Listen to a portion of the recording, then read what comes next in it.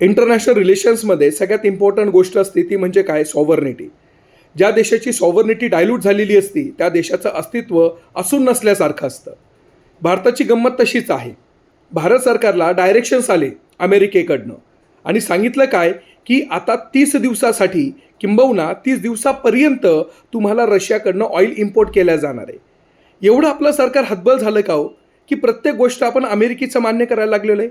अमेरिकेसोबत आपले असलेले जे काही टॅरिफ वॉर्स आहे त्या टॅरिफ वॉरने पहिलेच भारताच्या अर्थव्यवस्थेचं कंबरडं मोडलं आणि वरतून आपण काय करतोय त्यांच्या प्रत्येक गोष्टीला होला हो लावतोय. आपल्या भारत देशातल्या असलेल्या ज्या काही सॉव्हर्निटी पोझिशन्स असतात, स्ट्रॅटेजिक ऑटोनॉमीज असतात त्या तुम्ही सगळे डायल्यूट करताय.